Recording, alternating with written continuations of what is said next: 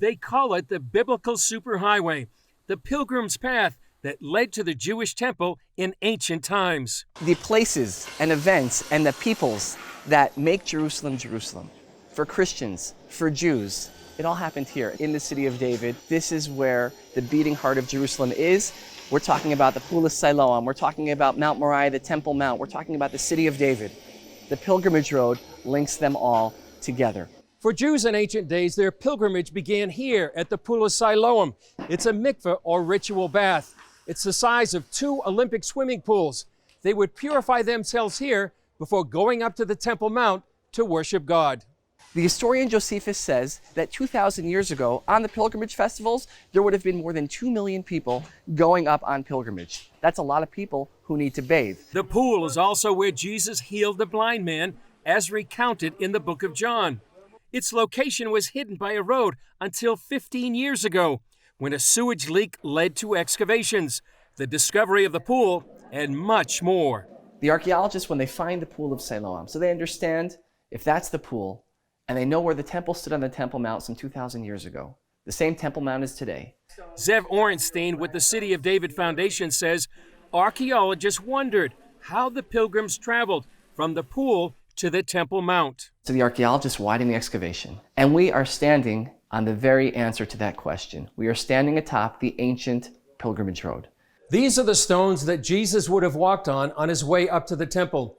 And now the significance of the excavation of the pilgrimage road is that for the first time in 2,000 years, visitors will be able to walk all the way from the Pool of Siloam up to the Western Wall. The word in the Bible, the Hebrew words, is aliyah l'regel or ole regel. Now what we understand that to mean is it's a spiritual ascent. You're going up to the temple, going to Jerusalem. It's a very holy place.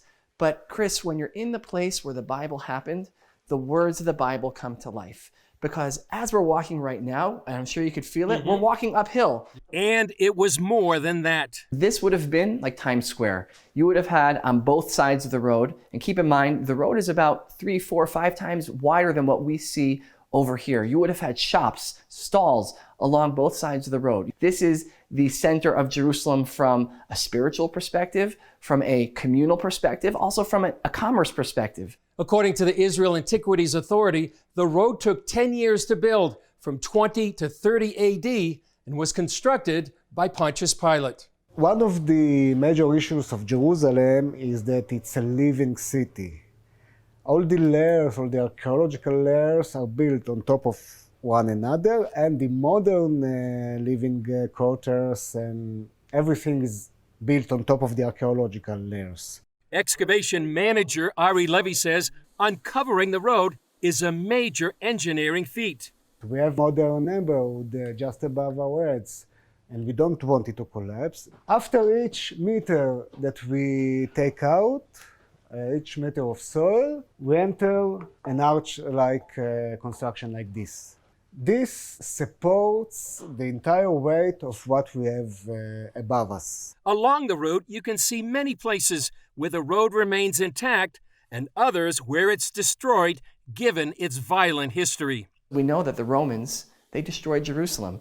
And if you would find everything perfectly intact, well, it wouldn't seem like much of a destruction. Among the discovered treasures are small coins minted during the Great Jewish Revolt, before the Romans destroyed the temple and Jerusalem in 70 AD. Scholars often wonder why the Jews made worthless coins instead of weapons. Orenstein has the answer. Jews of Jerusalem understood that the Romans were likely going to destroy the city. But they also believed that one day in the future, their descendants would return and find these coins, and they would know what their ancestors lived and died for a free Jerusalem.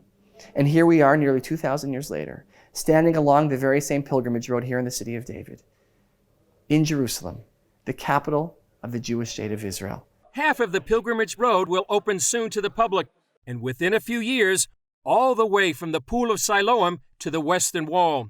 That will give visitors a first-hand experience of what it was like to worship God in the time of Jesus. Chris Mitchell, CBN News, along the pilgrimage road in the city of David, Jerusalem.